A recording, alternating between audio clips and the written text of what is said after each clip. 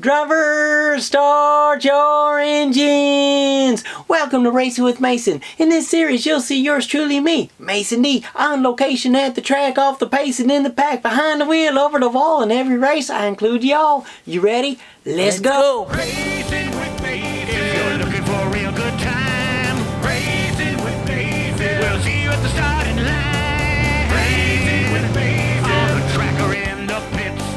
Racing Mason Dixon. Getting competition fits. Yeah, buddy.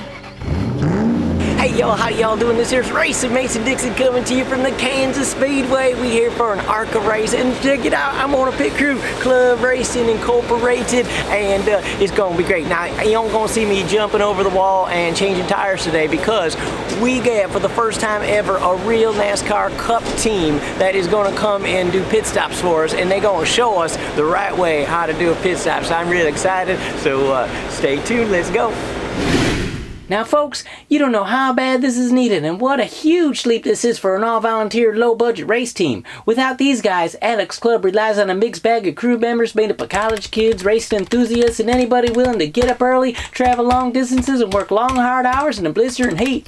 And that's just on race day. This team doesn't have a dedicated crew who works at the shop and trains together. We got guys from 4 or 5 different states that meet up at the track, and well, it shows.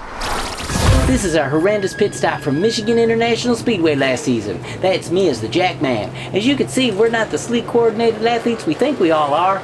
On the mile or shorter tracks, ARCA has a 5-minute break for crews to service the car, and the field is frozen so you can't lose positions on pit road. But on the 1.5-mile and longer oval tracks, we got a modified live stop where speed is of the essence, and the modified part is you can't change tires and fuel the car at the same time. Look at Ashley. She wants so bad for someone to hand Alex a bottle of water, but only 4 crew members are allowed over the wall, and we all busy. Now, we planned a 4-tire stop, but unbeknownst to most of us, Alex changed that to a 2-tire stop as he was coming down pit road. Only a few of the crew members had radios, and the radio transmission didn't land, because Chris already had some lug nuts off the left rear when Alex pulled away.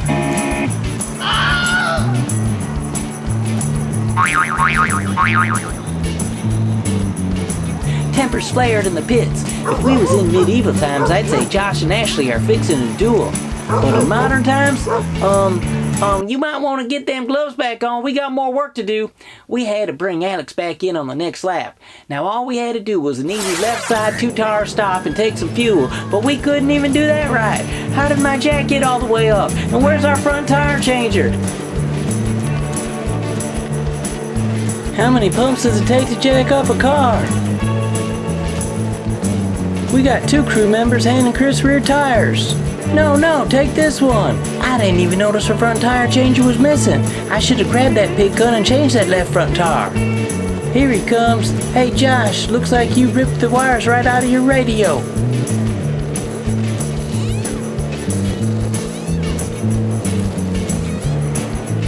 Get that fuel can away from the car. You gotta wait till we done.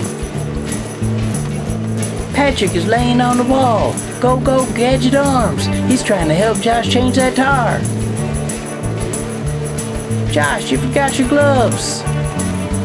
When the tires were finally changed, it was time to add fuel, but if Alex doesn't make it out before the pace car, he goes another lap down. I guess he'll pass on the fuel. So you can see how bad things could get without clear communication and having to deal with a crew that don't practice together. But luckily for us, we had an ARCA and NASCAR trucks doubleheader, and some members of the GMS racing crew were willing to help us out earlier in the day before they went to join their truck teams. Hey y'all, Racing Mason Dixon back in Kansas, and guess what? We got our professional pit crew, and they getting the air tanks all set up and everything. They just rolled in. We qualified. This is really exciting for us because we ain't never had like real professionals that know what they're doing and stuff. So right now they're regulating, setting their regulators and everything. We ain't never seen this. Yeah, buddy. Illinois native and NASCAR tire changer John McGee reached out to fellow Illinois and Alex Club, and that's what got the tires rolling. Now these boys are all trained and employed by RFK Racing, and that's where GMS Racing gets their pit crews. We even found out some of our old pit equipment is actually desirable. A lot of guys would probably kill to have these guns in the series now because there was no limits on what you could run back in the day. Now they've now they kind of nerfed yeah, these things are really nice. So anyways, regulators work, bottles are full. But we also found out our professional lug nut sockets with them internal springs ain't so desirable. So the spring originally was put in there to kick any lug nuts out that would get caught. But you do it so fast. Yeah, and what ended up happening is if the lug nut was anywhere wedged in there, the spring would stick in the spring, and you ended up having a worse problem than what if the spring wasn't in there. So how does they do it? You just hold it wide open and zing it, and they just come popping out? Or we just pull it. Once we start, we just keep it wide open the whole time. Hold the trigger and hit it till the yellow goes away. This here's John. John, what's your last name? John McGee. And wait a second, I heard you from Illinois. That's right. How does an Illinois boy driving in Midwest and stuff end up in North Carolina driving or being a pit crew guy in the big leagues? I got lost somewhere along the way and took a wrong turn, ended up in Charlotte.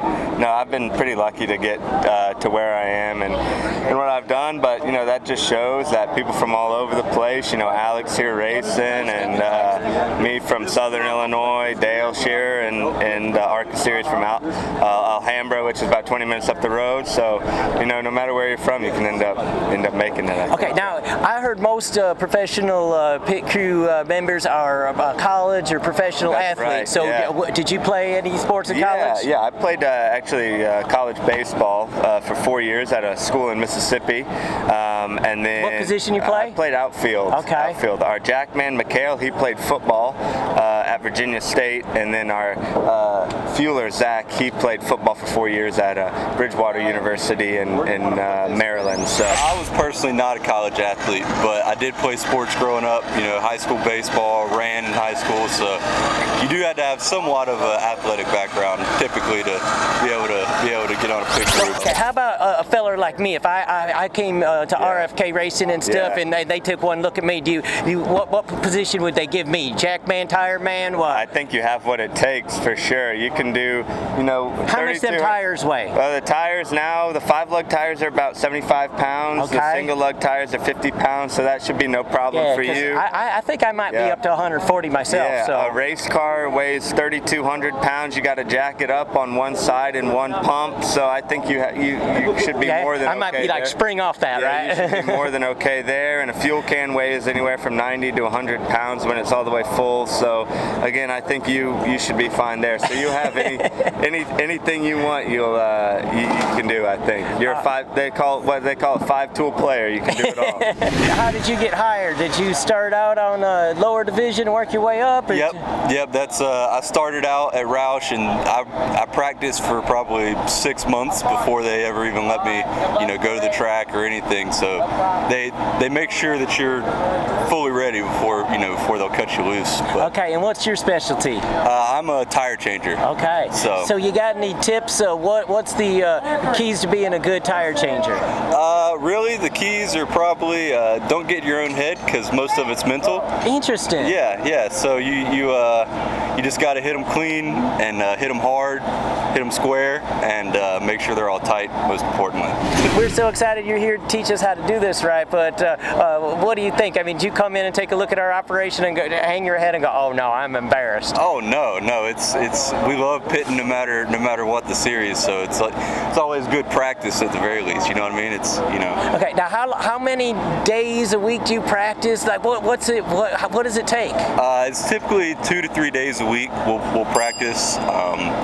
You know, guys like Johnny that are pitting Cup Series right now, they'll do single lug 1 day and 5-lug 2 days, or, you know, it kind of depends on the week, but typically we'll work out 3 times a week and practice 3 times a week. And how long are your workouts? Are you about an hour probably, yeah. Okay, and are you having to like go deliver pizzas and stuff like that to make a living, or are you 100% professional? So unlike some of these other guys, I actually work at the shop as well. Oh, interesting. What do you do? So I work in the carbon fiber shop. Really? Yep. So you make your own carbon fiber? Yep. We make some carbon fiber parts. You know, things that NASCAR allows us to make, and yeah, I won't get into too much detail, but yeah. Okay, and so have you met all your bosses, Jack Roush and Brad Keselowski and the Fenway people? And yeah, absolutely. I've you know, I haven't had long conversations with them by any means, but you know, I've met them and they're around the shop, and you know, especially Brad, him being a new owner, we they're good guys. Okay, looks like he scored us a. We ain't never seen that. That's what you dealing with today. These are brand new rims.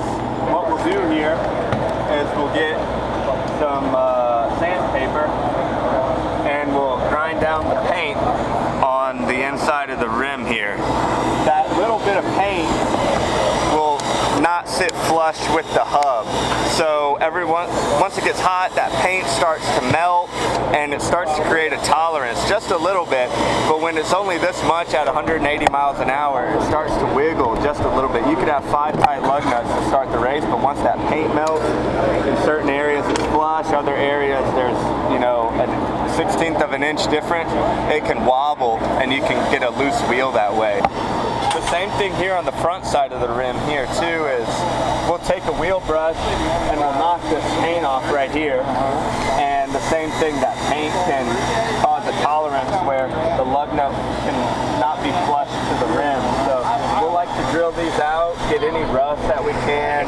There's some glue over there. Try and get that glue off so we can have as clean of a connection.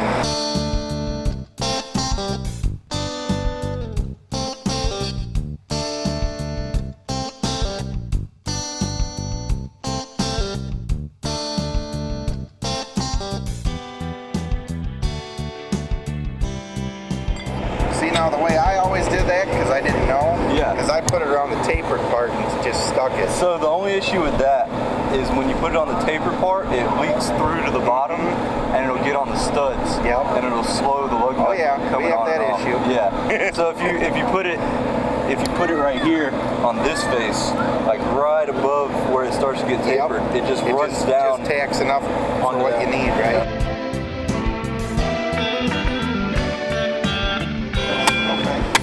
The carrier will we'll set both tires. Jackman hangs it the right front, the carrier hangs the right rear, and then after that I'll bring my right front tire back to the wall, and Zach, the carrier, exactly right, will bring the right rear around to the back side of the car, and Justin will run around the back side of the car too. So he's going to grab the fuel can and just hang out on the wall while we do the left side tires. So the same thing, the Jackman's going to run around the front of the car, the front changer is going to run around the front of the car, and then he'll jack the car up. We'll both hit our lug nuts off on the left side, me on the left front, Justin on the left rear. We'll pull our tires, and then we'll have one of you guys roll, either me the left front and Justin the left rear. I'll put the left front on, and our Jackman will put the left rear on.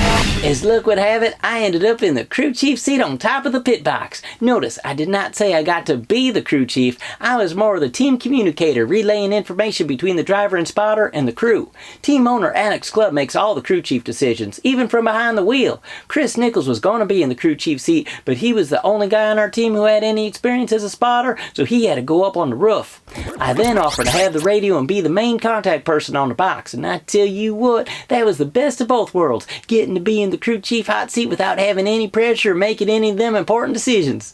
And speaking of hot seats, I ain't gonna lie, it was a relief not having to be in one of them there hot fire suits. It was a scorcher in Kansas, and wearing a fire suit in the hot sun is a pretty miserable way to spend a Saturday afternoon. And that, my friends, is just part of the glamorous life of being a pit crew member. Before the stop, Jackman McHale primes the jack.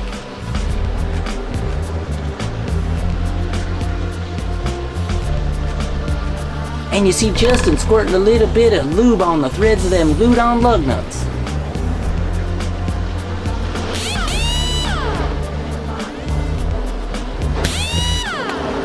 Okay, places everyone, here we go. In this short 150-mile race, this was likely going to be our only pit stop.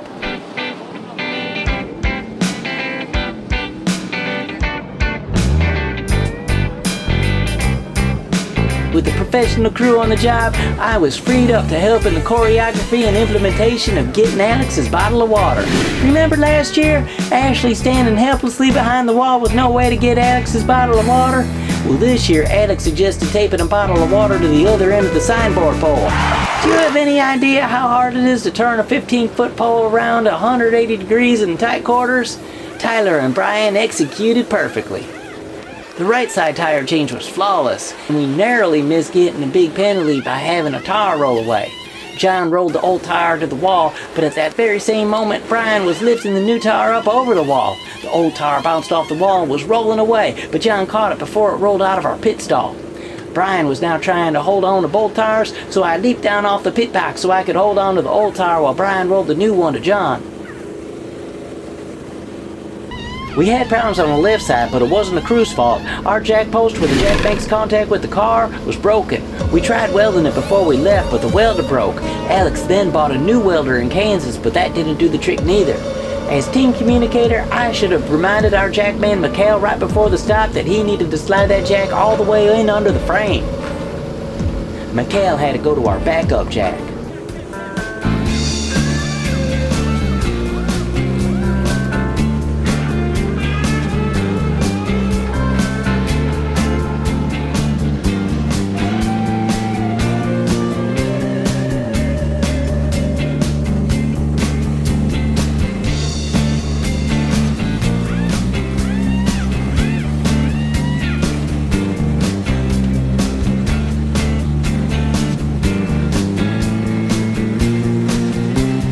Zach and Josh still had a little bit of time to fuel the car, but Alex couldn't wait long because that pace car was bringing the field around. Even with all the mishaps, it was still probably one of Club Racing's fastest 4-hour pit stops. We finished the race in 19th place, and that halfway stop was our only pit stop of the whole race. The professional crew had to get on over to their trucks as soon as the race was over, so there was no going over to the Boar's Nest to wrap up the day over beer and barbecue like them Duke boys always got to. So we'll just load up the race car and head on down the road. That'll do it for Season 1. I sure do appreciate you joining us, and here's just a glance at some of the fun we'll be having on Season 2 of Racing with Mason.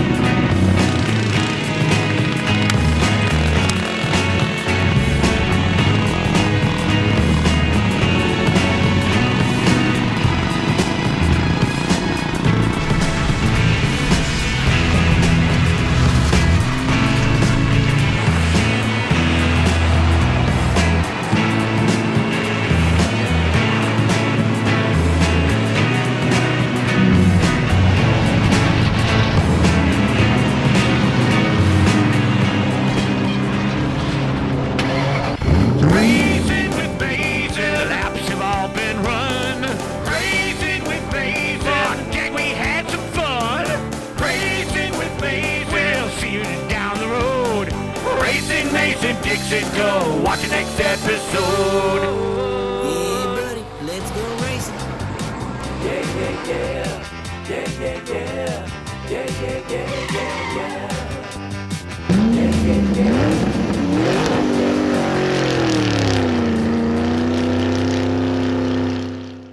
Like this show? Want more? Then head to watchpttv.com, the new 100% free POWERtube TV streaming network. Home of the best classic and new motorsports racing and build shows on the web.